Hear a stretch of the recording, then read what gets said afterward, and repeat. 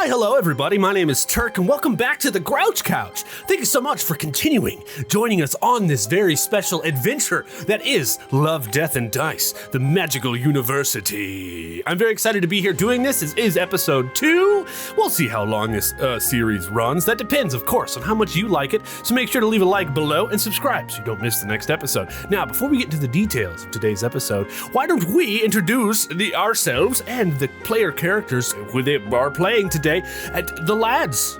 Yes, hello. Hello, I'm Fishy and I'm playing Marrow Wilson, a cursed child just trying to make it by in life. Hello, I'm Kate and/or Proteus, and I am playing Tilly Lockwood, wizard. Hello, I am Ray, and I will be playing Professor Scoutmaster Wild Thorn, a teacher who just honestly probably isn't supposed to be teaching. And links to these guys and everything they do will be down in the description. As always, things are developing very well. You guys have just arrived at the Brimstone University of Mystics.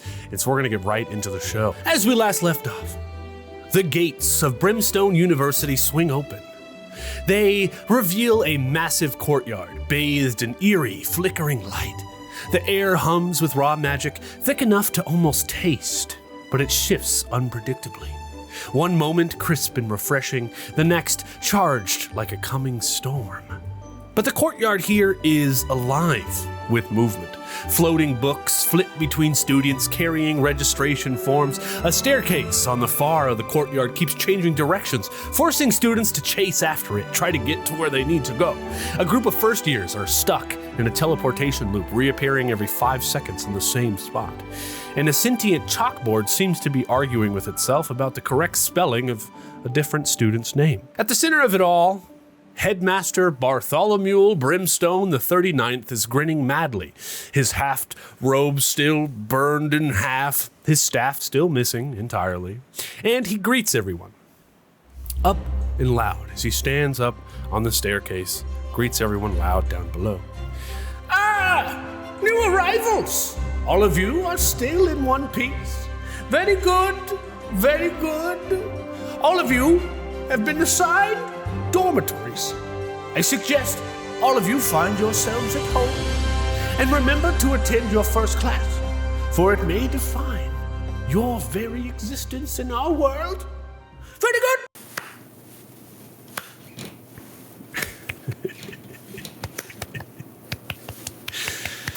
As you guys start clapping, he claps his hands and he disappears in a puff of smoke. And the books that were all around him kind of float around in circles and then hit the floor. Just a smattering of books. As you guys can see here in the quad, there is some kind of a process kind of happening, a sorting process where people are picking their classes and stuff like that as students are running around. But Professor Wild Thorn, of course, you remember that you were encouraged to show these guys what the dormitory is. But this is kind of an issue because, you see, the dormitory, it's not always where it should be. The dormitory entrance isn't where it is the previous day. As you look over on the side of the castle, of course in true Brimstone fashion, the dormitory tower doesn't seem to be there. I guess I will, I'm gonna head over to the chalkboard. Sentient chalkboard, because again, we are very close. Had many a talk in the late evening, and so just kind of go over and go, hey, Professor, Scratch, can you possibly let me know which way the dorm has moved today? It would be a great help, and I'm gonna try to basically persuade, charm, just kind of be charismatic, like, hey. I think since you're getting assistance here, we can call it a charm roll of 4, something very easy here. My charm is my superb die, which is 20, so I can take half and just succeed. And just, cool, then I'm going to do that. Okay. The chalkboard. The chalk comes alive, and it begins scratching as fast as it can on the chalkboard. And as it scratches and writes, the old words that were on there disappear in like puffs of chalk that wisp away in magical sparkles. And the chalk writes, "What's up, Scoutmaster Wild Thorn, Professor?" And then you say, "Can you help me find where it is?" And it writes a big arrow on the chalkboard, and then the chalkboard rotates.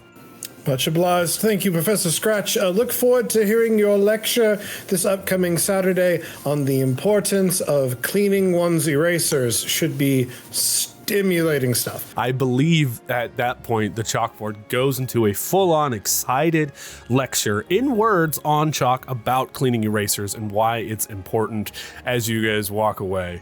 And it just writes faster. It tries to get it all out before you aren't even paying attention. But in Brimstone University fashion, the dormitory, it seems to be floating a little over 5 feet above the ground, and on the complete opposite side of where it's normally located. It's requiring all students to climb this rickety rope just to even get inside of this tower. Could I use my winged boots to fly up it? Yeah, absolutely. Absolutely.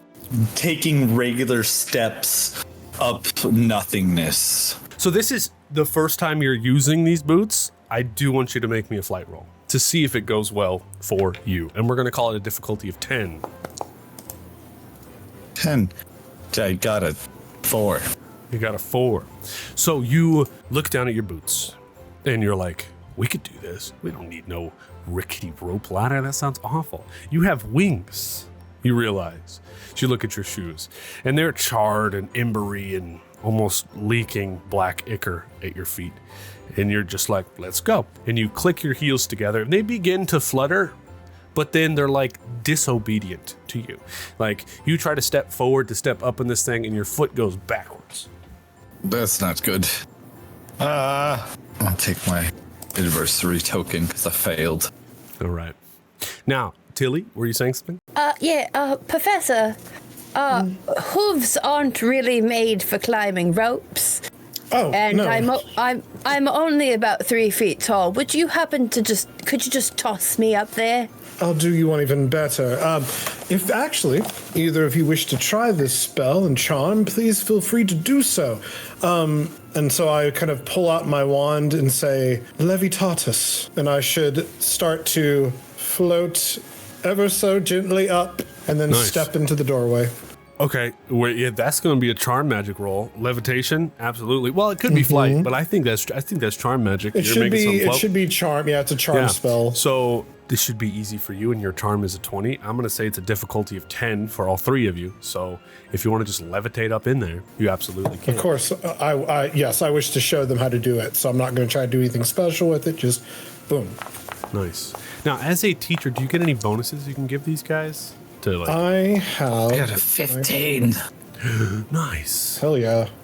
Until he got a 10. They don't need help. Nice. They don't need help. So these two astonish you, Professor, as they do the magic. Levitatus. Black smoke kind of spews out of my wand, and that is what actually lifts me up and propels me upwards. Levitatus.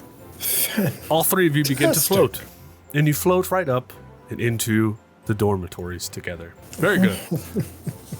Can I actually add a bit of a little bit of a thing? I continue to float up just a little bit higher than the door frame. And it's like, how do you make it stop? Oh, you just point to where you wish to go with your wand. Oh, okay. And I point down at the stoop, and I can land very nicely on. Badass. Badass. Wonderful. Well done, both of you. Good job to both of you. Well done. Make sure that you should sign up for a charm class if you haven't already with a professor that's a scoutmaster. Could be fun. Anyway, this is where you will stay and sleep and hopefully not get into too much trouble because, again, you're still in college grounds, so there's certain rules that you have to abide by. No magic against other students unless in a classroom. Make sure that you keep your familiars, accidents cleaned and taken care of. Professor Grandmaster Scoutmaster. If a classmate says, I made the best potion in the world, smell this shit, think about it first, I mean, I imagine if we learned just a little bit of canon-ology, we could probably reverse any illegal substances from our blood. Don't jump ahead of the curriculum. Y'all have a good night.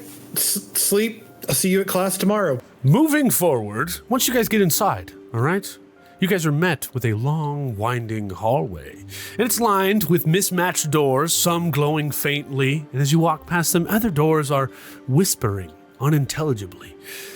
A few doors, though, don't really appear to lead anywhere at all, but at the very end of the corridor, a single wooden door creaks open on its own as you approach, revealing the inside, as if welcoming you to your very new home. And this is for these two. We're going to come back to you, Professor. Oh, we're roommates. You'd think they would make them co-ed. You'd think they would actually... Well, I guess it is Fire Brimstone Magical College of Wizardry. Things just kind of happen here. Yeah, Bum University. I guess we best find where our bums go. All right. As you guys step inside, you can see that the room in here is unexpectedly larger than what you would have thought. But it is kind of deeply strange. Clearly, this room is enchanted to accommodate all different kinds of magical students. As you step in and get a gander around, you can see that the furniture seems to rearrange itself randomly. One moment, the beds are on one side of the room, and the next, the beds are on a different side of the room. Also, there's a large enchanted window. And every time you look at this window, it seems like it's showing a different view of a different part of the university grounds. Like the views are changing every single time. And there's a floating chandelier that hums like it's thinking. And if you stare at it too long, the lights flicker and go out. And the fireplace itself in here does give off a nice warm energy about the room, but the actual flames in the fireplace are purple. Now, each one of your belongings seem like they have already been stacked neatly by your assigned beds. But as you approach your assigned beds, you see a third bed that has an extra trunk that neither of you guys recognize. In the bed, it's unkempt. It's not made. It looks like it was, recently slept in. Ugh, I don't want to live with somebody messy. Well, I guess we'll just have to make the best of it. Everything should be fine, right? It should be. Marrow's gonna go to sit down on his bed, and one of the legs are just gonna bust out, and his bed's gonna be all crooked. Aww. Okay, I'll take that. And I feel like the bed whimpers a little bit as you say the leg breaks off. It kind of like, It's like everything's made out of mimic here, Tilly. It's very scary. Oh, well, in that case, I might as well try. I'm going to walk up to my bed, and I'm going to stroke and be like, hello there. Nice. Could I have a bit more foresty, This please? is weird, but make me a chime roll. Difficulty 6. All right. That's a 4 and a 1, which makes it a 6. That is a 6. Which is perfect. You say forestry. What do you mean by that? Right before our eyes, the bed is going to transform more into like a larger nest with like bits of hay and dried grass and like soft big flowers. Nice. And, I'm used to sleeping on more earth and ground than, with a simple like linen-like blanket, a little sort of home. I'm going to add to that. I'm going to say that magically there are like poles on the bed, and vines grow up the poles, and then flowers come out of them. And in the center of the flowers, they're like lighting up. But you get the sense that if you were to touch the flowers, you could turn the lights on and off on the flowers themselves. Excellent. Yeah. No, I was just going to stroke my bed after that and be like, thank you, that is quite lovely. The bed purrs a little bit. But now that you've turned it into a nature-y bed, it almost sounds like bees instead of a cat. Marrow's gonna turn to his bed and kind of pet it and be like, come on, buddy, what can you turn into? And it just kind of growls a little bit like, I was like, oh. I'm actually rather surprised to see quite a few of my belongings have made it there since we were thrown through a swirling butthole to get here. That essentially, apparently, Samaru sent to our homes to collect our stuff. So I go through some leaflets and some drawings, and like I have stacks of paper and books from home. My fathers and uncles must have, when they found out, put a bunch of their old like warlock and necromancy and wizardry tomes in there, like they were expecting this to happen. Nice. We love that. Marrow goes to go open up one trunk, and it's just there's nothing in it. And so he's just like, it's fine. He goes open up his second one, and the only thing inside there are just some like old like papers and scripts with writing on them. Nice. That's it. I would like to say that I actually, out of my little satchel that I've been carrying around, I pull out Moxie, the capybara fairy, and I place them into my little bed nest, and they kind of just snuggle in and then root around with their nose a bit. Back to you, Wild Thorn. Now, you see, you're not assigned to the student dorms. Instead, you've been given your own luxurious professor's quarters. But unfortunately, the school's idea of luxury is deeply questionable. As you eventually get over to your side of the school in the castle, you get into your professor quarters and get familiarized with them. Now you see the ceiling is slightly too low in your office room, just kind of enough to make you feel like you gotta crouch a little bit, but sometimes you could stand up all the way. And the bed itself is actually suspended from the wall vertically, and you gotta pull it down to be able to sleep on it. There is no desk. Instead, there is a sentient quill that floats around the room, and it kind of whispers passive-aggressively to you, about grading papers and how you should be grading papers. Also, your wardrobe in this office room, it's been replaced by a wardrobe of full identical outfits, each slightly more ill-fitting and awkward than the last. One sleeve is bigger than the other sleeve, etc. And as you are inspecting this room's many, many quirks, there is a sharp knock at the door. Ta-ta-ta-ta-ta-ta. Hello? Yes, hello. Please open the door. Can I ask who it is? It is Professor Caldora Hexworth. Oh, one moment, Professor. I was already naked. Give me just a second. Yes, please hurry. Should only take a second. We are magic, after all. Of course, yes. No, you hear her foot tapping the hardwood floor. All right, let me just calm down. I'm totally dressed, but I'm making a scene. All right, calm down. No, not hard. Don't be hard. Don't. Grandmother, puppy's dying. The world ending dramatically. Hello, Professor. Hi. Yes, good to see you. You open the door. You see she's got a scowl on her face. She seems very impatient, and she says, I assume you're settling in. Please try not to set anything on fire, of course, unless you're meant to. Of course. Anything else? Like what's up? In the middle of your anything else, she shoves into your hand a scroll that is labeled lesson plans required in big red letters. Yes. And as you look at it and you read that it says that, it immediately bursts into flames. And she goes, yes, that happens. Well, good luck today, Professor Thorn. Please follow the syllabus and teach your students well. We will be watching you. Of course, and just for clarity, I'm not going to make a big deal out of it. It's Professor Scoutmaster Wild Thorn. Love you. All right, Hexworth. You keep doing you, baby girl. All right. And with that, she waves her wand around her head and she just vanishes. Oh my God. Shut the door. Take a second. Wait. Take my wand out. Point it at the door. Think better. Point it back. Oh my God. Nice. Fuck, everyone here is so uptight. God damn. You can do this. You can do this. You can do this. Very good. Okay, so you guys have the opportunity to relax here in the luxurious things that were provided to you for the night here by Brimstone's University of Mystics. You have the opportunity just to relax.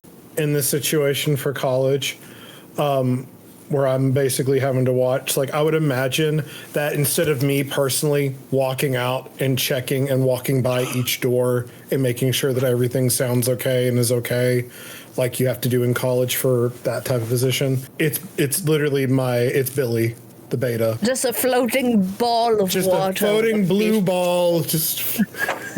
I will say, you two that are in your dorm together, Marrow and Tilly, there is a large table in your dorm room, and it is outfitted with, plates and forks and stuff like that, like room for eating.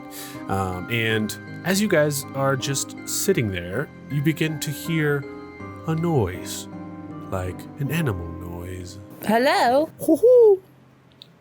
Moxie, sick 'em. No, I'm just kidding. No, I'll approach the sound. I'll get out of my bed where I've been cuddling with my wonderful little capybara, and Nice. I'll approach the sound. We're gonna do a check. Make me a brains check. Difficulty of brains check. 6. Brains it is. That is a 14. That's really good. That's exceptional, actually. So, as you stand up, you see it right away. This noise. It seems to be coming from an archway. And as you get around the archway, you can see that perched atop of the archway is a stone-bound owl. It's a small owl-like figure. This one seems to be carved out of some kind of weird crystal. And as you get closer, it flutters its wings. And the crystal kind of, makes that crystalline noise. And it goes, hoo-hoo! Hello. Are you part of the decor normally? Are you some kind of fancy alarm clock? Hello. A part of the decor normally I am not. Not an alarm clock. Well, then what can we do for you, my friend? Hoo-hoo! For you, my friend, you cannot. But me, for you, I can. And what would you like to provide? Provide. Well, advice, knowledge, announcements. What is your purpose at this moment, then? Hoo-hoo! What are you here to tell us now? At this moment, it continues, and it's like repeating your accent back to you, like almost mocking you, like saying the exact words that you're saying, but adding and subtracting onto them. But it's like, my purpose, this moment, mortal forms, requires sustenance. Hoo-hoo! Ah, dinner. Yes, lovely. When is dinner, and how do we acquire it? Now, here, your room. It's late. Oh, you're here to take a dinner order. Marrow, are you hungry, darling? Dinner order. I will take. I am parched. Parched. What would you like? The beautiful owl would like to take our dinner order. Can I get 2 French toasts with eggs over easy, 2 sausage links, a side of bacon, and sourdough toast? 2 French toasters, 2 eggs over easy, 2 sausages, and a side of French toast. Hoo-hoo! Can do. You forgot the bacon. I forgot the bacon. Can do. And could I just have like a soup? If you have minestrone, that'd be lovely. Some soup, some bread, and a nice little mug of tea, please. Soup, minestrone, coming up with tea. And it like flutters its wings. It glows a little bit, like this crystal like glow of like this beautiful magic. And before you can even turn around, you look at the table that I previously explained, and the food is already there. Oh, fantastic. Well, I'm going to call after it. I know it's already gone away, but thank you, owl friend. Lovely to have you. I'm here. I'm not going anywhere. Oh, it is part of the decor then. Decor? Not decoration, no. All right, so we'll sit down to a lovely meal then. Okay. Any questions? Anything? Feel free to ask. Just got a call. When do classes start? Tomorrow? In the morning. And what time do they begin? Bright and early. When you awake. Sunrise. Okay. Marrow, do you have any questions for the owl? Can we set an alarm clock 30 minutes before class starts? With the bird? We'll set an alarm clock 30 minutes with the bird before class starts. Fantastic. You better hurry up and tell you this food's getting cold. Food's getting cold. Yeah, no, Food's getting cold. I'm going to sit down with Marrow then. We'll enjoy our meal. Very good. You guys begin eating. We're going to cut over now to Professor Wild Thorn as you're sitting on the floor in your awkward room. Some crisscross applesauce, middle of the floor. I've moved all the furniture to the edges of the walls. So there's absolutely, it's very like almost serial killer-esque. We'll call it that. And But it's weird because from that, it's almost like from where I've been sitting for, I don't know, about 10 minutes, it's almost like nature exploded in my room. There's a full-on like tree growing in the corner with a canopy. There's vines, there's undergrowth, there's a couple of different ferns, there's mushrooms of different sizes. What was a bed has now decayed and turned into just a giant mushroom. And so I've been just kind of, and I haven't actually been trying. I've just been sitting here actually just cleaning out my pipe, and I look up and go, so this is like accidental magic that's happening around you? Accidental. It's kind of what I'm teaching or going to try to teach. Here, very quiet tap at your door. Billy kind of goes under the door and like peeks. Since you could send him off to do whatever you want him to do, right? That's kind of like the rules in the system. So he rolls back to you and tells you that he sees an owl. I'll open the door with my wand, or just actually not even with my wand. Like I go to grab the wand and I barely do it, and the door opens. Open. Hello. Nice. Yes. Hello. As you look out, it's not like a nice crystalline, owl that the students have. Mm-hmm. It seems to just be an old rusty stone owl. It's not even a personal owl in your room. It's like on the wall across, and it twirls its head in a complete circle and then sees you and just like blinks its eyes at you. Cool. Who do you? Go back to you. Sweet. Well, did you need something? What you offering, friend? Yeah, I'm offering friendship, I think. Hell yeah. I've met many owls, honestly. First wooden one, stone. Yeah, pretty cool though. I wood, stone. I have advice, thoughts, processes. I can get you food, directions to the bathroom. I think Brimstone mentioned this. Oh yeah. So can I get for dinner, I'm gonna take the Blue Dragon hot pot and for dinner, Blue Dragon pot. Yeah. Okay. Cool. Blue and then pot. Also like what? Blue Dragon pot? The Blue Dragon hot pot. That's what I said. Yeah, and so get it because it's like an ice dragon, but I'm putting it in hot soup. It's gonna taste great. Okay. Yeah, there you go. Yes, You're figuring it out with me. All right, and then I'm also gonna need 2 gallons of hot cocoa. Oh, okay. 2 gallons of cocoa. Absolutely, and 1 marshmallow. 1 marshmallow. Okay. Feeling spicy tonight. Thank you. Okay, spicy. You turn around, you look in your room. As you shut the door, there is a cauldron in the shape of a blue dragon.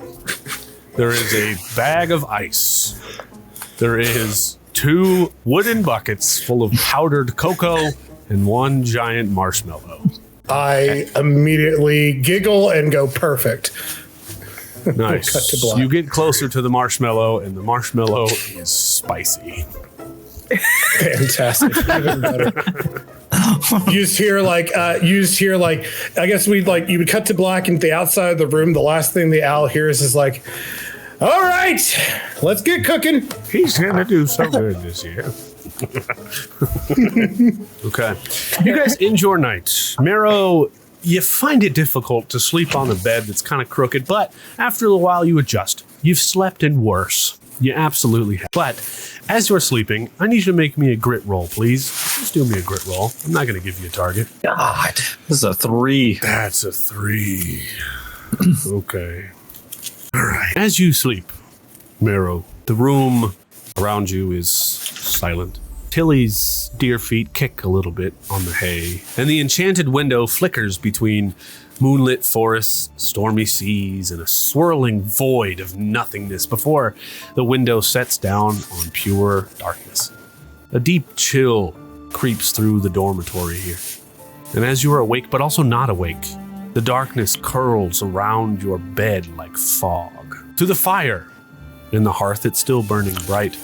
You can kind of see through the fog like purple. And then there's a whisper. Soft at first, like the rustling of old parchment. Then louder, closer, closer. And you hear, "You do not belong here." And then you blink. And then suddenly, You're no longer in the dormitory. You're standing in the grand hall of Brimstone's university, but it's empty, hollow, rotting. The floating chandeliers hang crooked and cracked, their flames cold and gray, the walls pulse as if breathing. The massive stone doors at the end of the hall are missing, revealing only an endless void beyond. The sky above is not a ceiling that you remember, but a swirling abyss of black mist, flickering with distant shapes, figures, shadows, things watching. Then you notice something worse. The paintings along the walls, the once proud portraits of the headmasters and founders are empty. The figures that should be in those portraits are gone. No, they're not gone. You turn around, they're standing behind you. The voices, a sea of faceless robed figures stand at the edge of your vision. When you turn your head, they disappear. You can see them in your peripherals. They watch you in eerie silence. They do not move. They do not breathe. Then one of them steps forward. Its robes are tattered black as a starless night, but its hands are bones. Its jaw unhinges slightly as it speaks in your very own voice, and it says, "You're already dead." You try to move, but your legs do not respond. You look down and you see your own skeletal fingers, your arms stripped of flesh. Your reflection in the polished floor is nothing more than a skull. And once again, the skeleton says, "You were never meant to last this way, but you will last forever." The faceless figures tilt their heads in unison, then they begin to laugh, low at first, then higher, hysterical, and then mocking laughter. The walls begin to close in, the ceiling cracks and crumbles, the shadows lurch forward, and you awaken, gasping.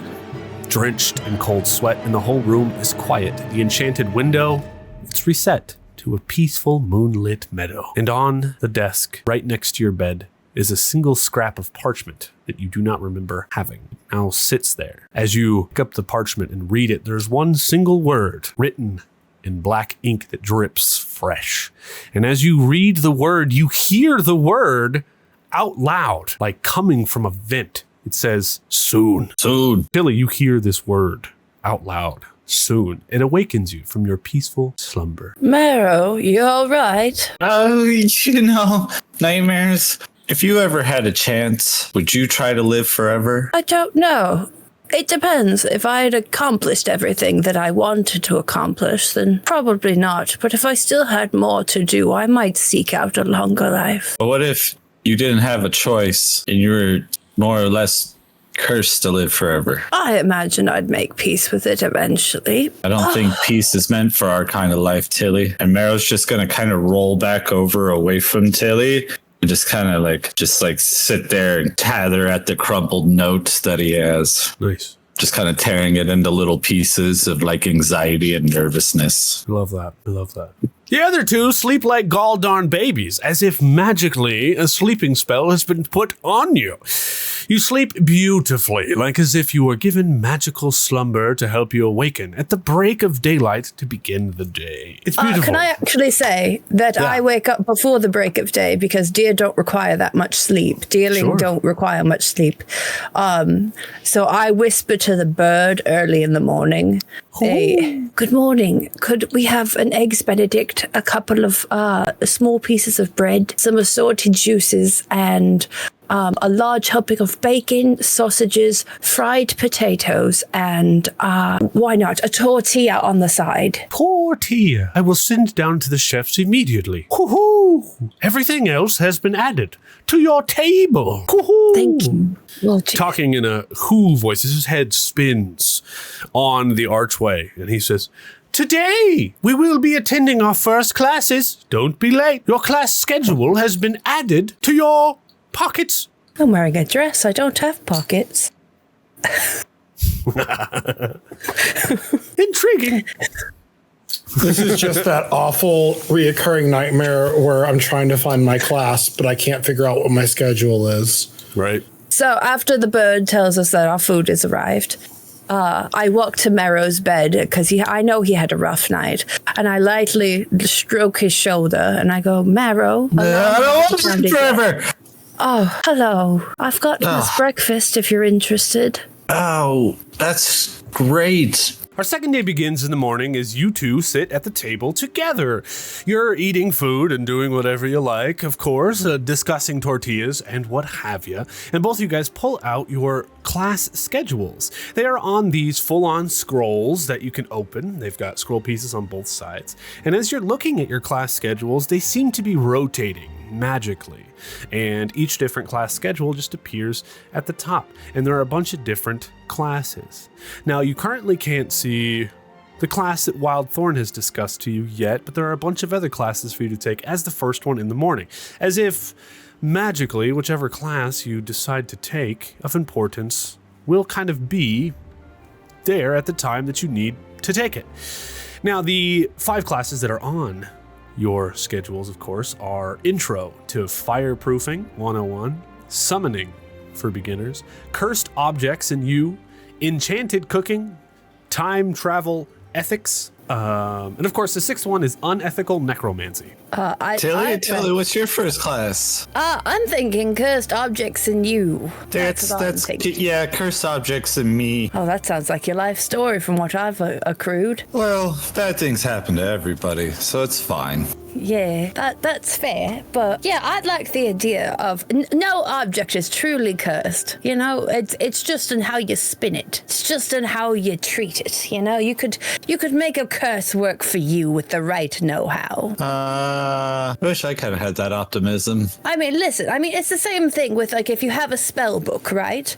Like, you take this spell book, and I reach over to, like, where my bed is, and I bring out a spell book of one of my father's spell books. And I'm like, now, if you flip the book upside down and perform the ritual backwards, you can make the same exact thing happen as if you performed it normally. Some people say you'll get a curse out of it, but I feel like if you had enough conviction, you could make it happen correctly. What was that spell that Grandmaster taught, or Scoutmaster, Philosopher Master, Scout? What was his name? Shouldn't be a teacher, is a teacher. Professor Scoutmaster Wild Thorn. Yeah, he taught us a spell yesterday.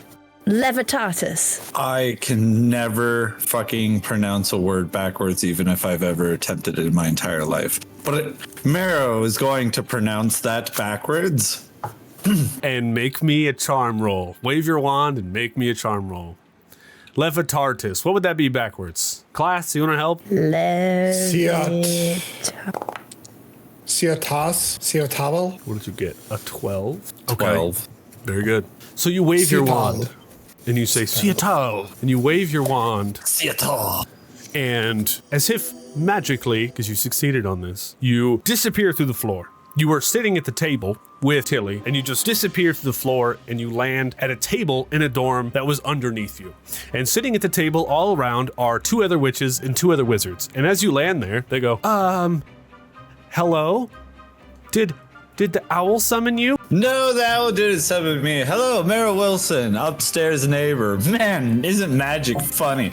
And then I'm gonna try and use fuck, I don't even remember what it was. Anyways, you guys enjoy your breakfast. Marrow's gonna like grab an orange and just like bite it completely, peel and all, not like just being like, I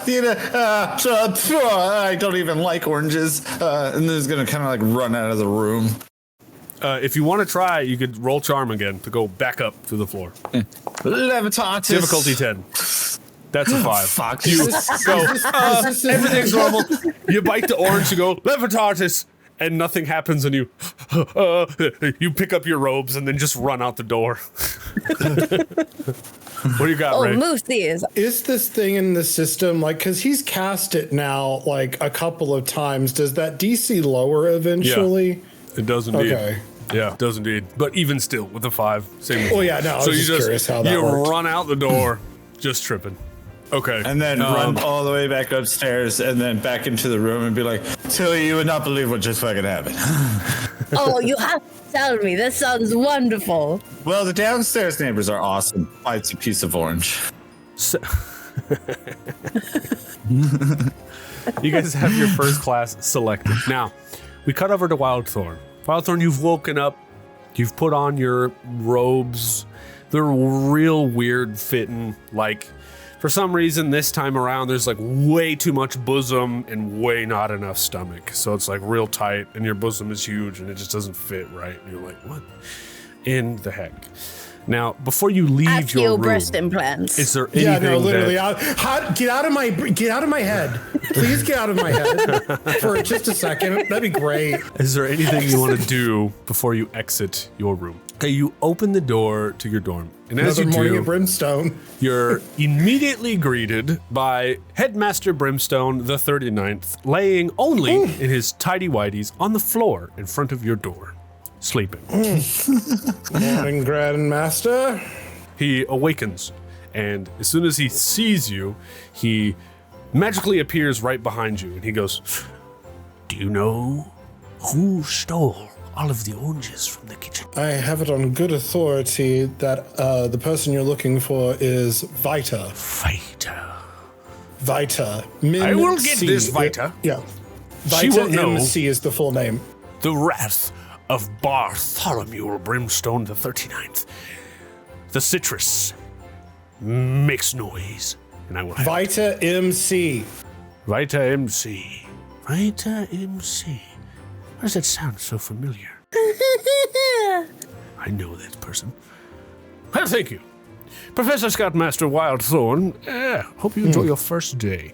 I was actually here to tell you, and I didn't want to miss you on your way out. I was here to tell you that it has been requested that you actually sit in on the Cursed Objects in You class this morning before you teach your own class. Sure. Yes, I would love to. Absolutely. Good. So, Professor Hex was going to come, but she seems a little crabby these days, and sometimes I like to handle things myself. So here I am. well, thank you, Headmaster. We will do our best to shape the fragile minds to do things good. Very good. Then he appears right behind your beta fish, and he goes, "Icky-chicky-choo, icky-chicky-choo." Well, I'll see you next time. Furthermore, and he vanishes, and all that's left behind is a floating pair of undies. I'm going to grab them, throw them back in the room, and then close the door and go. As you're leaving, your owl's head spins. Good morning. Good morning. I'm going to call you Carl. Good morning, Carl. Well, I've never had a name before. In all my years. Thank you. That's really sad. Anyway, have a good day, Carl. See you tonight. Carl. Oh. Carl. As you're walking away, he's just saying his name in different cadences. Carl. Carl. It's official. I will die for this fucking owl. Cool. Glad we established that very early on.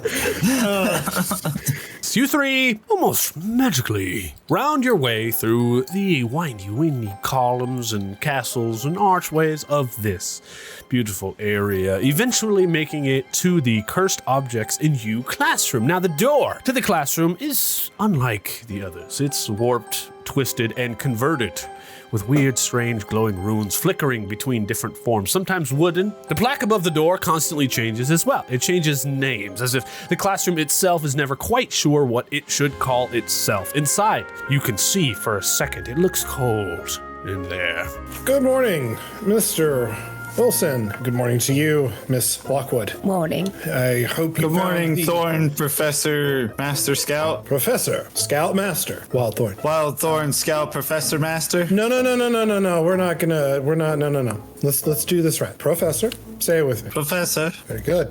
Scout Master. Scout, Master. Wild Wild Thorn. Thorn. Scout, Professor, Scoutmaster, Wild Thorn. Scout, Professor, Scout, Master. I lost track. Weep Very good, Mr. Wilson. Very good. Well, While they're doing this, I've entered the classroom. Nice. When you try to enter, the runes reject you. Oh, that's lovely. Cue stroking the door. I'm gonna stroke the wood. I'm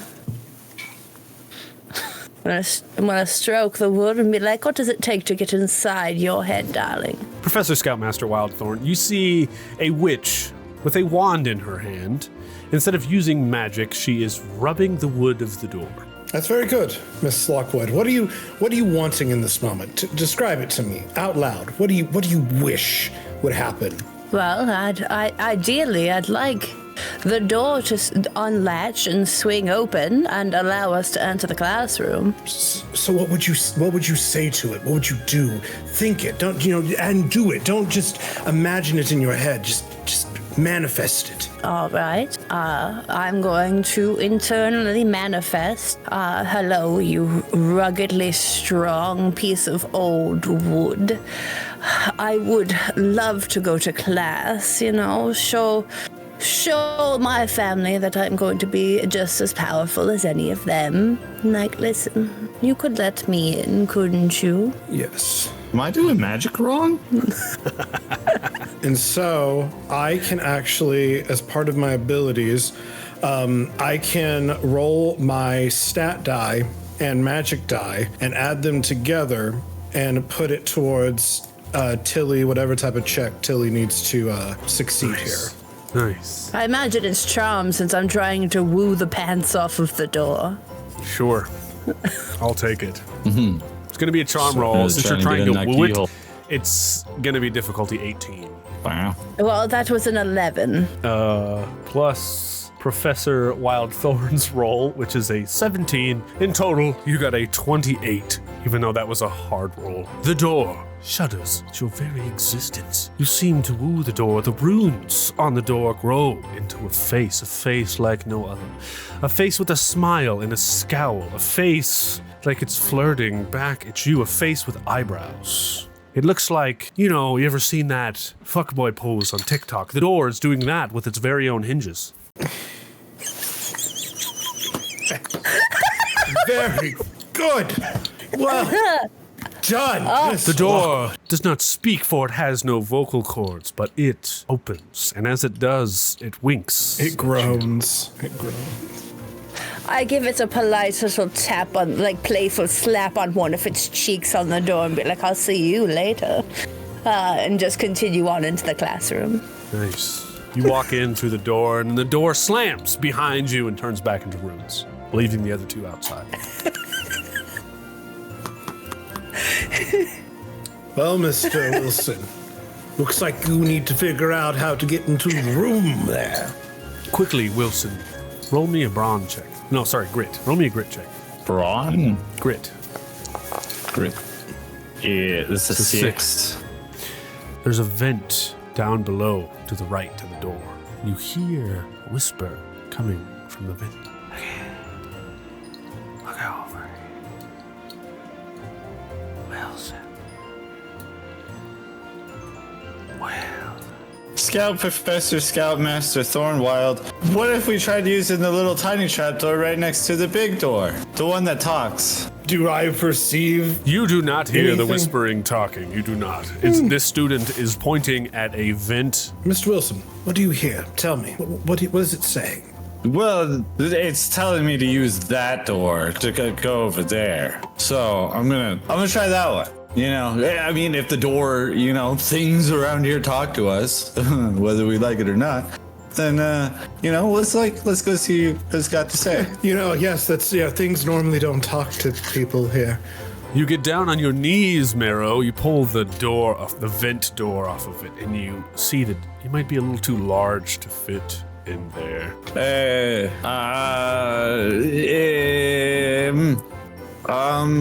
Can I Go with your gut. First thing that comes to your face. Right here. First thing that pops in your skull. Scoutmaster, what's like a minimize spell to make myself smaller? Smaller. Small. Make me a flight check. It's going to be flight. This is movement. You change the size of your body. I Flight. can help. Difficulty I'll 8. try to help. I'm That's bad 3. at flight. I literally rolled 2 ones. +4.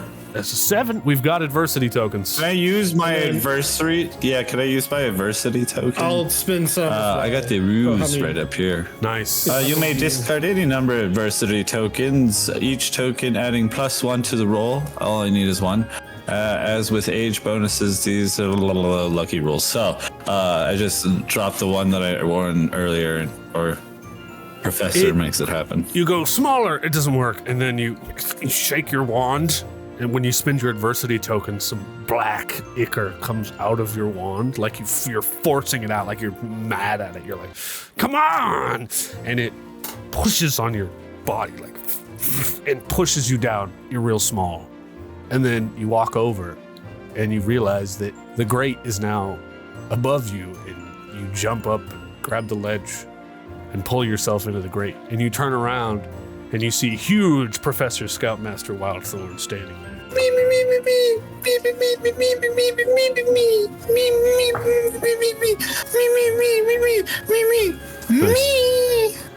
Very good. The vent At here. that point, Marrow's gonna like hop up on top of his fire ferret, and then we're just gonna kind of like ride the fire ferret into the vent. Nice. Till you're on the inside and you see a bright fire coming from inside the vent. And then the door falls off of the vent. And then out jumps Marrow. And as you jump out of the vent, there's just black ichor all over the floor. And then from the ichor forms Marrow. Back to normal size. That was fantastic. How did you do that? Scout Professor Wild Thorn taught me a new spell. It's called Smaller, and it just kind of makes yourself smaller. Are we going to talk about the fact that you've seduced 2 pieces of furniture since we've been here? 3 if you count the broom shop. Moving on, we cut back out to the outside with Professor Wild Thorn and the door. You understand these runes. You know how to just open the door. Yeah, it's like show my teacher's badge. Yeah, exactly. You're like, I know this. You like tap your wand on some of the runes, and then the door just opens for you. Just works out, and you just walk inside.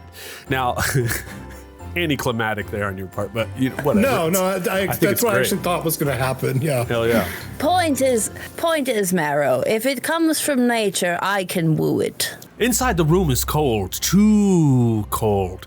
The walls are lined with shelves of ominous-looking trinkets of all different kinds, and each one of them humming with a different kind of energy or glowing a different strange mystical color. Some objects, though, are locked in glass cases, while others are floating freely, and some of them are wrapped in chains of glowing sigils all around. The light in the room is never consistent. It flickers between warm candlelight and unnatural green-blue light, depending on who is up and walking around in the room. There is a massive chalkboard at the front of the room that looks familiar to earlier that day. Writing on the chalkboard says, "If you hear whispers, do not respond." Underneath that, the chalkboard writes out, "Do not name the doll." After that, it writes out, "Do not let the mirror know that you see it." And of course, there are seats and desks all about. Well, I've already taken my seat, so I'm kind of smack dab in the middle of the classroom at a long table with a couple of chairs around me. Next to Tilly, just like. And okay, to like where next to the chalkboard, there's like a couple of stools off to the side for like, you know, the I guess sit-in teacher or however. I don't know why I'm here. I'm just here.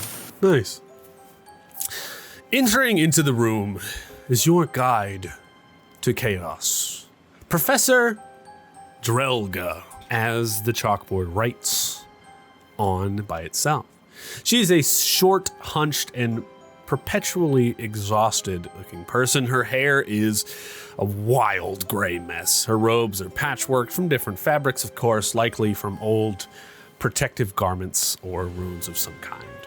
As she turns and looks at the class, you can see that her left eye is completely missing and replaced with a small swirling void that also seems to occasionally blink oddly. And she speaks slowly. I want to be this woman. She speaks slowly, carefully, like someone who has survived for way too many magical disasters. And as she sighs, Professor Drelga says, "Welcome to the cursed objects in you. If you're in this class, it means you are either very brave or very, very stupid." And she waves her hand, and a wooden cabinet slams open on its own, revealing a collection of some of the worst mistakes in magical history. Professor Drelga says out loud, "My way of teaching is a hands-on experience. The best way to learn is by doing, or in this case, by touching. Go ahead, students, pick one." And a bunch of the students stand up and pick different cursed objects to study, and inevitably regret touching. As you two stand up and approach, you can see there are a couple of different objects left in there. There is a mirror, a mask, a doll, a coin, a candle. As you guys are choosing and looking through the thing, she walks back over to Thorn. She sits down next to you and she says, "You must be careful with these students. They are powerful, some dark, some light. Last year at the university, there were mistakes, rumbles, deaths. If you come across any kind of odd students, darkness, unspoken things." Right. So, like, if I was to meet a student who was like hearing voices in their like head and like from different areas or items, like I would definitely need to report that to you. Correct. Yes. Yes, That I can rest. I will let you know right now, Professor Drelka. I have not met a single student that meets that description as of yet. But if I meet one that just really creeps me out in a bad way, I'll let you know. Good. All right, everyone grabs their objects and you guys sit down. It looks like Marrow, you have grabbed the doll, and Tilly, you've grabbed the mirror. But I was smart, and I picked it up with a bit of fabric instead of my own bare hand. Nice. I have Drogo human's hands. walks over to you first, both of her eyes wide open, as she looks at you in the mirror, Tilly. And she says, "Whatever you do, do not wink at the mirror. The last student who winked at this mirror never stopped winking." And as you look into the mirror, you can see it's a small handheld mirror that's cracked. And no matter where you turn it, your reflection in the mirror is always looking directly at you. And your reflection blinks completely out of sync from your blinking. Which is odd because you never trickery. see yourself blink. But in this mirror, you can. What wonderful eyelids I have. Yes. Why, perchance, did you pick this mirror, Tilly? Vanity? No, I don't think so. I think it was more the fact that there was a rule on the board about a mirror that intrigued me to it, that I'd like to learn more about the thing that it had a direction against. Okay. And she walks down to the next person, who happens to be Marrow.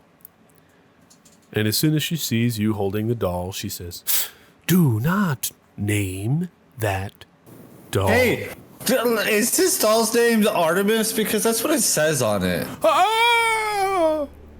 This small handmade doll has button eyes, stares at you. When you say, "Is this doll's name Artemis?" it whispers back in your ear and it says, Marrow Wilson. Yeah, that is my name. It tilts its head as if slightly amused. Tilly, I think I found a new friend. Professor, you care to elaborate? I've only heard of what happens when you name the doll. I am afraid to say its name. I'm sorry. I don't mean to doll interrupt your class. Pulses a little bit, and every candle flickers. Every floating quill stops in midair, and the doll tilts its head. Its button eyes glisten and it reflects something that isn't in the room, and it whispers, once again, your name. Marrow Wilson. And the temperature drops. The air grows thick, and the doll moves in your hand. Not much, a tiny twitch of its hand, a barely noticeable shift of its posture. But it wasn't moving before. And Professor Drelga speaks up. She slams a gloved hand on your desk, and she starts muttering a string of incantations. And the runes on the wall glow green, and she goes, "It's not working. It's not working." She gestures sharply, and the ring of protective sigils flare. And for a second, it almost looks contained in the doll. And once again, it says, Marrow Wilson. Once it does, the barrier of sigils around the room cracks, and you feel something, Marrow, in your body, cold, something curl around your wrist like an invisible chain tightening. The reflection on the mirror now shows Marrow's face. Every reflection in the room now shows Marrow's face. Everyone in this room no longer has shadows except Marrow, and his shadow is the biggest of them all. In your hand, the doll says it one more time. Marrow Wilson. This time it disappears out of your hand. Congratulations, Marrow. You now have a permanent problem. And she jumps into a cabinet and shuts the door. She's gone. What an absolute... I hate you. What can I go over to the cabinet? Scoutmaster Wild Thorn. This is what's supposed to happen. Everybody gets one action. We get an action. Okay. Everybody gets one. Okay. I'm just gonna, because we need to put a timetable on this, so everybody gets one thing. So the doll has disappeared. That's what I'm hearing. The doll is gone. The doll is gone. I'm going to spend one of my adversity tokens. And with my intuitive feat, I can spend one of those to ask the GM about my surroundings, an NPC, or the like, and the GM must answer honestly. Nice. What's your question? So I'm going to try to intuitively figure out this is the first class. These items should not be this bad. Is this all for show? Where I want to know again, like, is there a simple solution to this, or is this something to actually worry about? Because to me, in my head, I'm like, there's no way this teacher is just going to let these students take the most awful thing possible. Brimstone's University of Mystics. Okay. This is a real problem. The cursed character picked up a cursed item and did the cursed thing.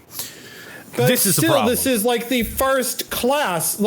This is like the equivalent of taking a kindergartner to school and being like, all right, kids, so here's a gun.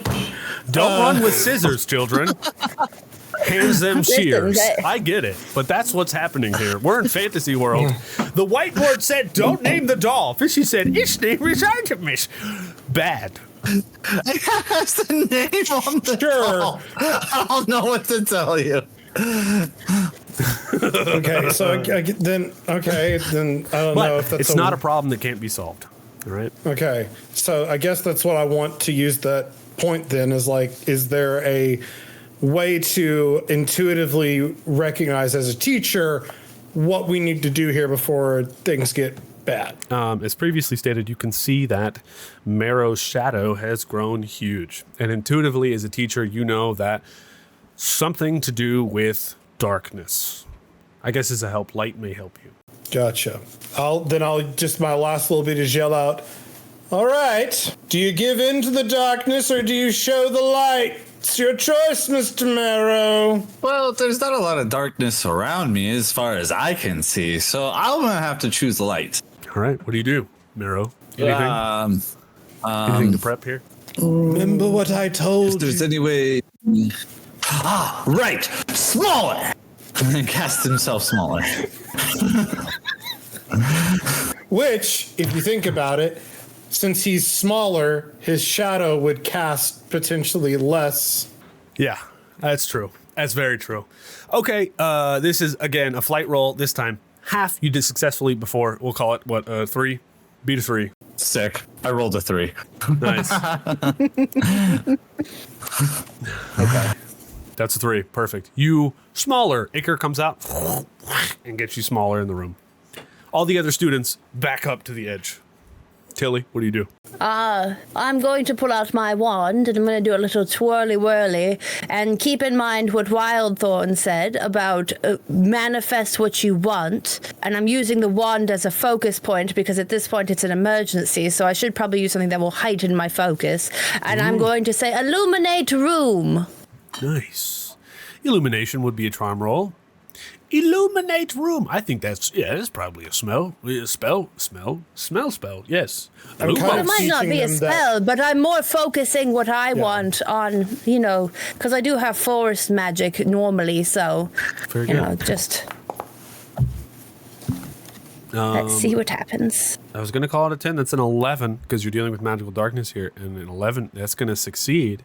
And in a nature-y kind of way, I want to assume that you summon... So what happens is these vines sprout from my wand and attach themselves to the ceiling, and almost like a moonflower open up, and a little glistening ball of light emerges from it and floats all around the room, multiple different bits that just keep dripping out of the flowers and creating more light orbs. In this room, you've now covered it in light. Marrow is smaller. His shadow is now half the size. Still extremely huge, but half the size.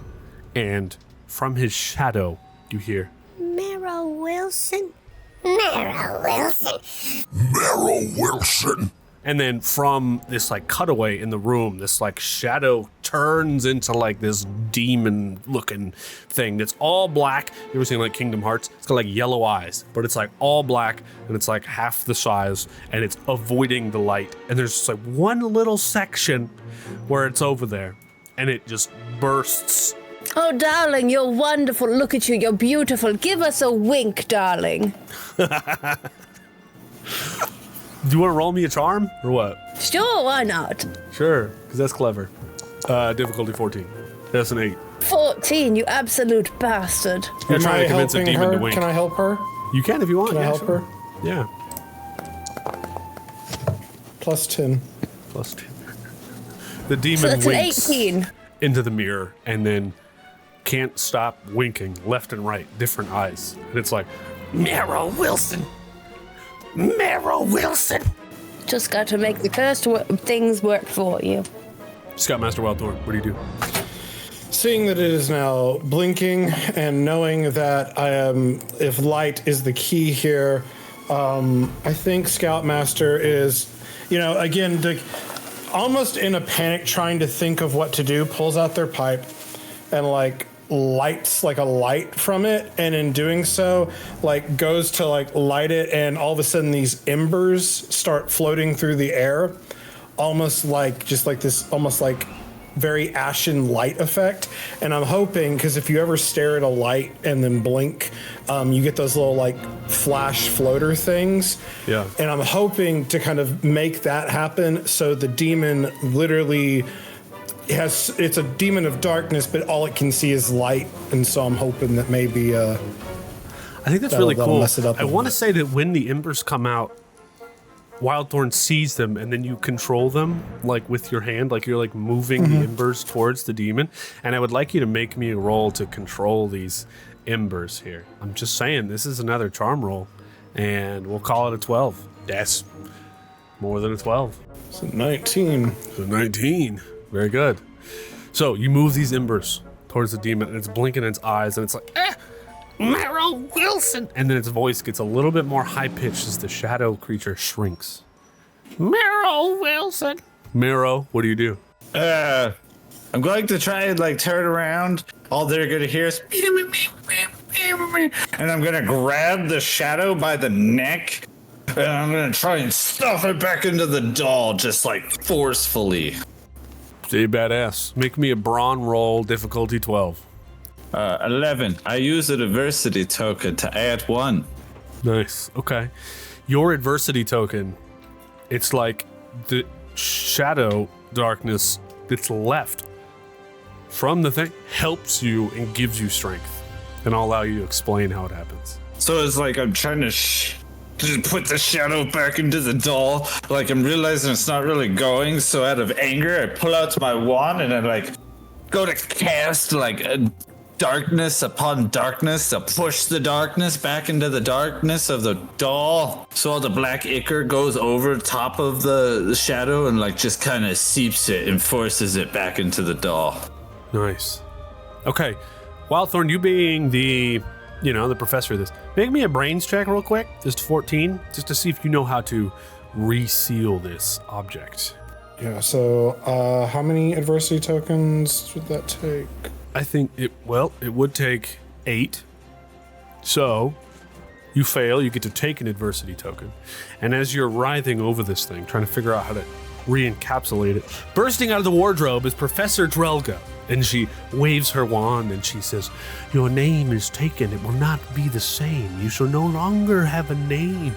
Only those of fame. Remove thy Artemis." And she pulls out like this little bit of light from it with her wand, and then she flicks it out the window. And she goes, "That's enough for today, class. Congratulations, everyone. I will see you next week. Please remember not to touch cursed objects, and when told not to give a doll a name, please don't do so. Thank you." The name was written on the doll. It's not my fault. As I'm leading him, I was like, "Don't worry, Mr. Wilson. I thought that was absolutely bull." I don't know. I feel like I've proved my point very well. Is that you just have to use a cursed object to your advantage. No, very good, Tilly. Like honestly, like y'all get it more than most of these kids. Y'all are gonna be fine. Professor Drolga approaches you as everyone is leaving Scoutmaster Thorn, and she says, "I hope you've learned from this example. Students are not to be trusted." I feel like, you know what? Part of me really wanted to tell you that this was your fault as an educator to not verify the safety of your own classroom, and maybe, just maybe, you should actually, think about the students and their well-being instead of, just being a willy-nilly half-assed professor. Professor Scoutmaster Wild Thorn, if you have an issue with the way that I teach my classes, you may submit it to the headmaster. As you're leaving, she says that. I'll have you know that he shows up in front of my door every morning in his underwear. We're on a very close name basis. Good day. She goes, "He's underwear." Good Lord. As you guys step out of the classroom, you guys are gonna head now, of course, to your very next class, which just so happens to be the class Professor Scoutmaster Wild Thorn is going to be teaching today. But as you step out of the classroom, the windows rattle around you violently, and magical torches flicker erratically, and the floor briefly shakes, pulsing like a heartbeat. And then a moment later, everything settles. Oh, my bad. I turn around and I look at the door and be like, "Thank you, darling. Sorry, I didn't mean to make you upset by not saying goodbye." So go to touch the door. Why don't you make me a grit roll real quick, Tilly? All right. Where's my grit? It's the very bottom. Nothing crazy. Ooh. It's a 12. Very good. So, as you touch the door, next to the door, there's a bookshelf. And off of that bookshelf, there's shaking of the castle, a book, an enchanted book, flutters to the ground out of the bookshelf, and then it opens to a random page that reads, as you look down at it, it reads, "The awakening draws near." And then the words burn away before anyone else can read them. Professor Scoutmaster Wild Thorn, I think some hot garbagey shit is coming. Yeah, no, I've been feeling it since like 3 days ago. Hey, Marrow, I'm not ratting you out. Yeah, Scoutmaster. Just by the way, it's between you and me. No, there's nothing to rat me out about. I think I'm being a really awesome student. I'm like nailing these spells. And to be honest, I feel like I had the most hands-on training in that whole first item class compared to anybody else. We'll talk more in this next class. Don't worry. Oh, wait. Tilly's back. Hold on. You three are now headed together to Wild Thorn's first lesson. And Wild Thorn himself, the professor, leads you to their class, the place that they have designated to teach their class, the place that they have asked for specifically to teach a class, whether that's inside, in the forest, in the castle, in the city. Wild Thorn is teaching a class somewhere in this world, on the pitch of the sports arena. We don't know, but Wild Thorn is leading you there. Where do you lead the students to, Wild Thorn? So this university is, again, very chaotic. It seems that where you mean to go is not where you mean to go. So honestly, I tell the students that we are going to go to my classroom, but in order to get to my classroom, you must will yourself there. So what I would like you to do is you must close your eyes and just walk straight. Even if you think you're about to hit a wall, just continue walking. Do not open your eyes. And whenever you feel like you are happy is when you will open your eyes and you will be in my classroom. What if you're clinically depressed? You will feel happy. What if you've never felt happiness in your life? Boy, howdy, are you in for a treat. All And right. what basically I would imagine this magic happens is as you walk wait. your mind. Oh, Can yeah. I Okay. instigate? Sure. These two students, along with a couple others, close their eyes and begin walking forward. Wild Thorn, you walk in the back of the pack with the opportunity to cast magic on these students to transport them wherever you think they should be before they arrive there. Their eyes are completely closed and they cannot see you, but they all walk in unison. What do you do? Perfect. I kind of just hoped that, again, because my whole class and the reason that I'm teaching it is kind of just the way that they teach magic here is dumb. So I'm kind of literally like, I want the students to actually feel like they're going to a class they want to go to. And I'm hoping that by closing their eyes, they are able to manifest magically what their version of happiness is in their own brain. And it could be different for each student. But as soon as that thought hits their brain and as soon as they're able to make peace with it, a Patronus charm. And I would like you to roll me a magic check. But instead of anything else, this is like you reading their auras, their minds almost. Like bubbles are going to appear above their heads. And you can see what they think this good class is, kind of thing. I wish it was a general magic check. 14, that's pretty good. That's pretty good. General magic. General magic? Okay. Wild Thorn, you can see I'm going to say 6 students. You can see bubbles above their heads of where they think happiness should be. Like you've pulled it out of them, like I said, like a Patronus charm. What do you see? well, I kind of want, for the 3 random students, one of them thinks happiness is like being really good at our flying broom game and then becoming a cop, which I think is really, really weird.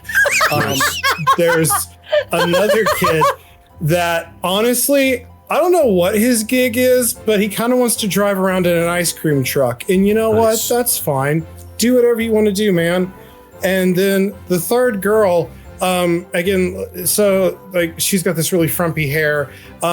It seems like all she wants to do is just learn forever and just study forever. And for some reason, she's just so horny for books. It's a little weird.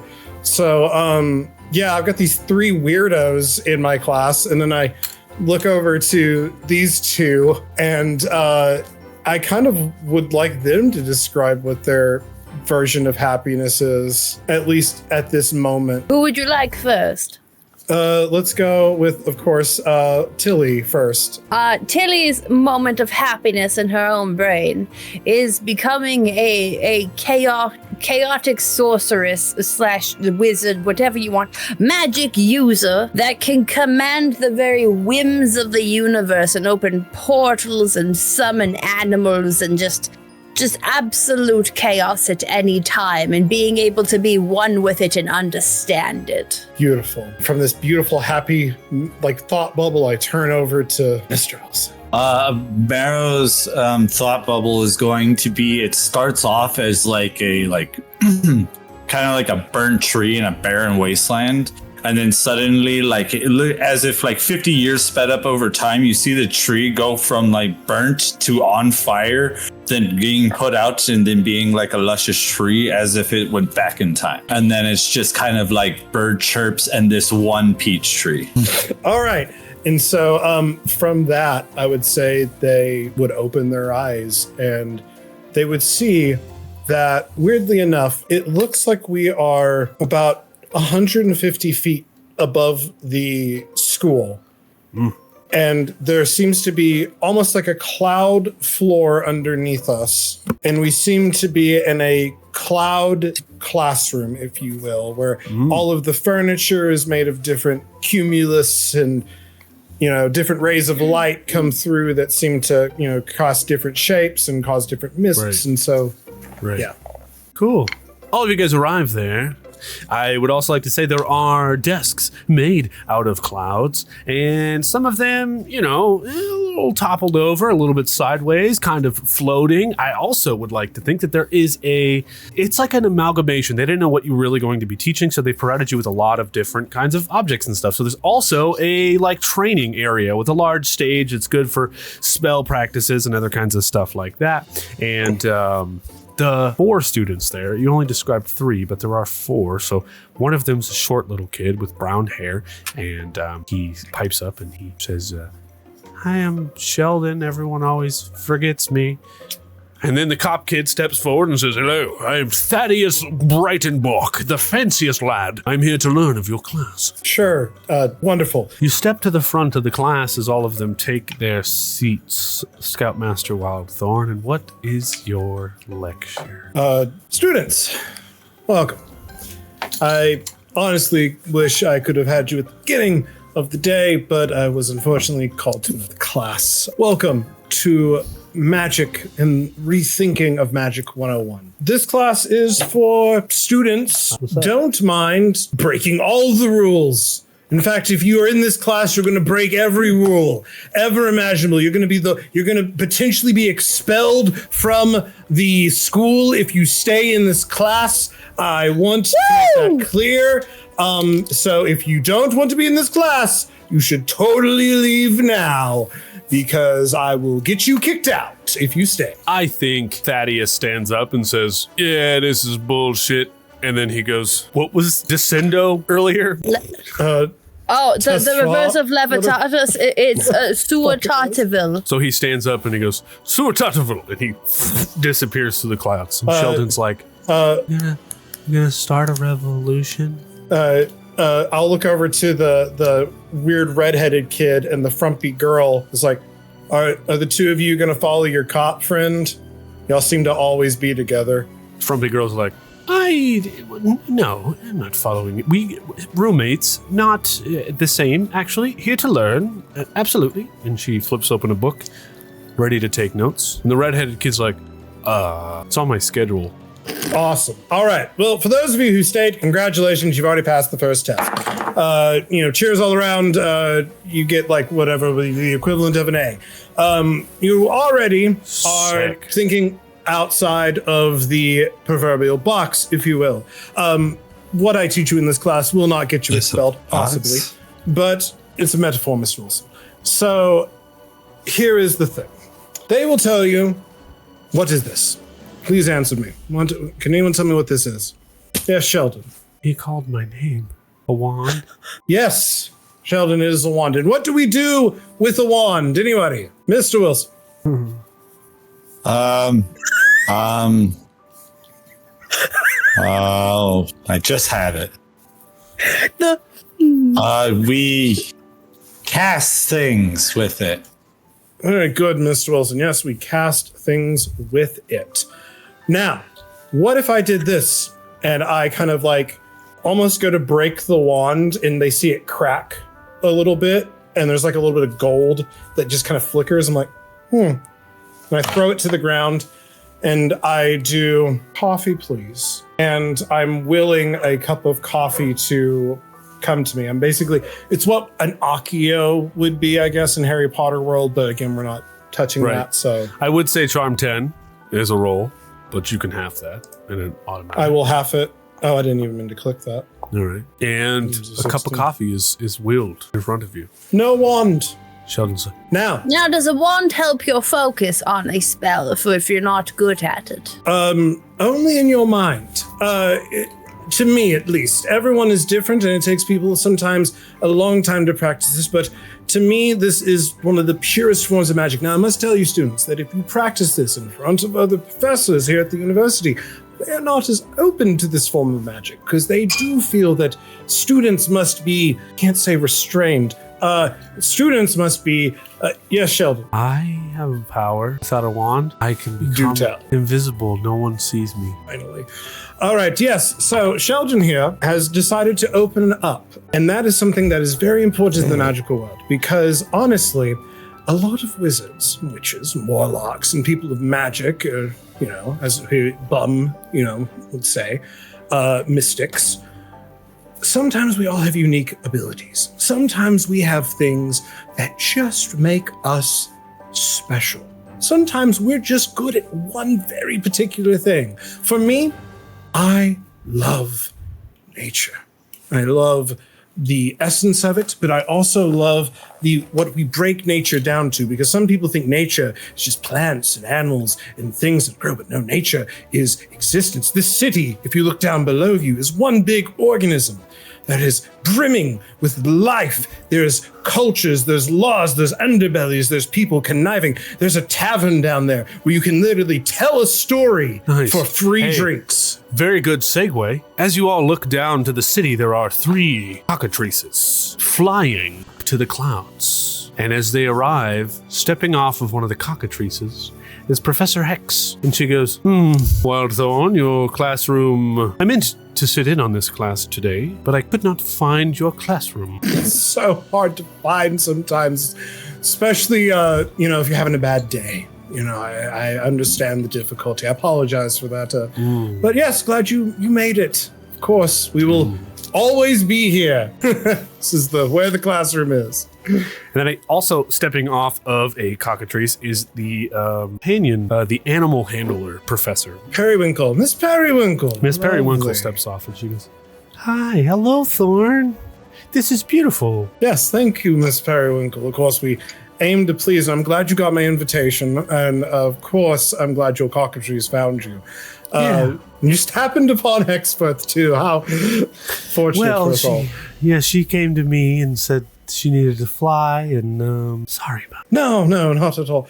Well, this way, ladies. She's like, continue your class. So, children, using wands is, of course, the most important thing you can do at this university. Never cast magic without your wand, for that is what everyone should know. And Sheldon, I'm going to use magic and already tell you what you're going to say, and the answer is no. Marrow, I'm just going to say, hold it. As we continue this class, again, I want you all to know that everything I say is true, and everything I say definitely means what I'm telling you. So, magic. And I guess at this point, I'm going to do it. I'm going to do it. I am going to cast I'm going to do it. I'm going to do it without my wand, because again, I'm just gestating with it and actually casting with my other hand. I wish to cast a sleep spell on Hexworth. Oh, geez. Have her nod off in my class. Nice. Okay. So I can actually teach. All right. I believe in this system, almost all the rolls are player forward, right? So I don't really need to make a save. This is like, you need to make a high check. Yes, I need to make a very high check. Probably. Okay, so we're going to call it a 20. And I am studied in charm, so whatever I roll here, I can add a +3 to. That's a 25. +3, 28. And Hexworth nods off. She goes, so good class. Right, and I'll kind of give Periwinkle a little bit of a wink just out of the corner of my eye and continue lecturing. So yes, wands, completely useless and absolutely dumb. Sometimes even, yes, Sheldon. You just said to use them. Yes, Hexworth was awake and she doesn't like me at all. So I didn't want her to hear what I was teaching, so I lied while she was... Yeah, she just fell asleep. She does, sometimes, even though she tries to hate me, she just naturally falls asleep whenever I talk. It's the craziest thing. I was going to say, while Sheldon's looking perplexed, I'm going to be like, Sheldon, has anybody ever told you have beautiful eyes? No. Well, you do. They're exquisitely green. I love the look of them. They're like fresh cut grass in the forest. Thanks. Wow. I don't know how to process that. But if you ever need any help processing, I would say you can always find me in the dining hall sometime. Okay. And we can discuss it. I'm feeling very Carry weird. on, Professor. Class Yeah, over? Sheldon, no, not quite yet. I have 2 quick more things to say. And make sure that you remember this, students, because there will be brought about in our next lecture. Okay, so pay attention. As I was saying, each of us have things that make us unique. Some of these things, some people would say are good and must be, nurtured, and some of them would say, "Ooh, this is bad, and you should warn us about it, for it is evil, and we must stop it before it becomes even more evil." Right? Life is a balance. There is both good and bad, and even though you may have bad within you, it is how you use it is what matters at the end. So, I am of the opinion that in this class, I wish for you to learn what it is that makes you you, and try to think of your magic in a way that maybe a wand is but a training means to your own magical happily ever after. You find a way to make your legacy one immortal, one that will help you, I don't know, live forever. I want you to be able What to if we don't want to live forever, Scoutmaster? Well, Marrow, I would say that if you ever were in some random situation where you had to just live forever, worry about that when it happens. When you say, when it happens, Professor Hex wakes up. She goes, very good class. Very good. Thank you, Professor Hexworth. As always, we enjoy having you in our class. And remember, students, wand safety. We will be discussing that next week. Thank you all very, very much, and have a magical day. Nice. And I think Sheldon, darling, where are you? Your dorms? What dorms are you in? What floor? you follow Sheldon over to, I think, like, appearing is like this cloud staircase that goes all the way down to the ground, and you guys are walking down it together, leaving the professors up at the top. And as you're walking, Sheldon's like, yours. Yes, but what floor? You're on the same floor as us. I was sleeping right next to you last night. You're our roommate. Yeah.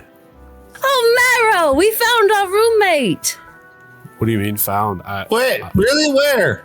I was right there. Like, Marrow was having nightmares, and like, I like comforted him, and like, I was eating bacon and stuff with you guys, and Oh, my darling, I think you might have had your invisibility activated.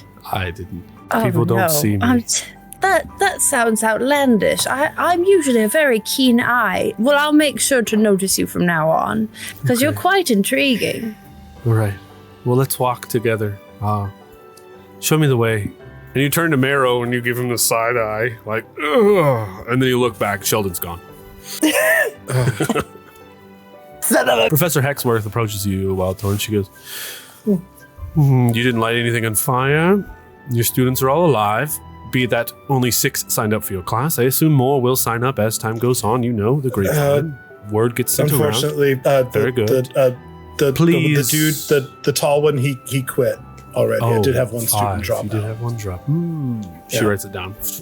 She's like, hopefully more come. By the end of the semester, we're hoping that you at least have 10 students. If you want to teach again next year, you must at least have 10 students by the end of this year. And please, Thorn, next time, use the classrooms Oh, I did. This is my classroom. in the college, Thorn. Sure. Come find me next time. Okay, thank you. And she sits on the cockatrice. She's like, let's go. And it flutters its wings and it flies. I'll do all of a sudden, like, we're up in the clouds, and I'm just kind of sitting there in the quiet. And I wave my hand, and all the classroom stuff goes away. And I wave my hand, and all of a sudden there's like a whole like different scene. I wave my hand, and there's a whole other different scene. I'm just kind of like, it's almost like I'm scrolling through different options. And then I summon Billy, and I go, I think this one. Yeah, I don't think she could find us here. What do you think? Oh, I think it could be good. Okay, let's do it.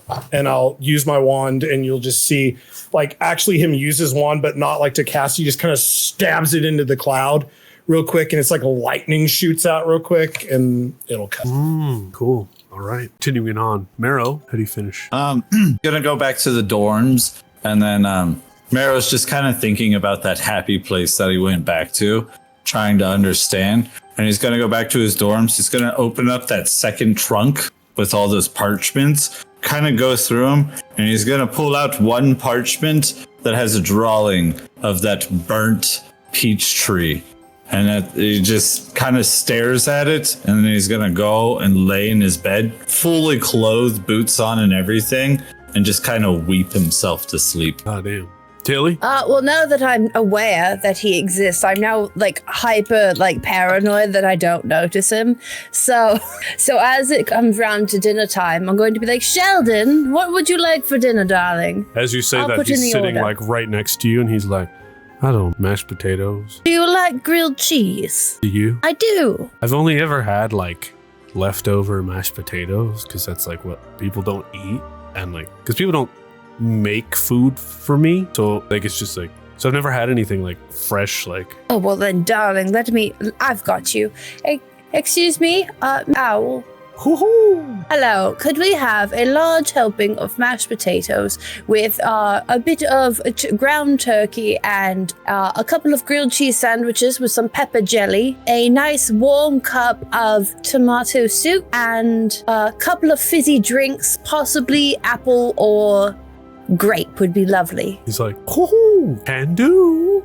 And then on the table, it just slowly starts to appear as it's made fresh as it appears, as if someone down in the kitchen just made it, prepared it, and sent it, and it just appears instantly. Here we are, Sheldon, and I'm Sheldon, take my hand. Let's go sit together. And you're like, what? You're like, take my hand. And then he's like, okay. And he just appears, and he grabs your hand. What race are you, darling? What species are you? I'm just a normal. I don't know I don't know what normal is. I'm just human. My mom was human. What about your father? I don't know exactly who my father was because no one told me who my father was. My mom actually gave birth to me and then kept forgetting that I was there. And did she remember anything about your father, or was it just blank as well? I wonder if it has something to do with your lineage. Maybe. That people do not perceive you. Maybe I'm not just human. Maybe. Well, let's try this food. Yes, let's sit down, and I'm actually going to make up a little plate and put it by Marrow's bed for him, just in Nice. case he gets a little bit peaky in the evening. Nice. I think that's cute. And I think you guys eat together and Sheldon enjoys it. It's been a lot, I don't think he's ever really had hot food in his life. And totally side character, not trying to make him a main character, but hey, everybody's got to love Sheldon. And that's where we're going to end the episode for tonight. That's it. Heck yeah.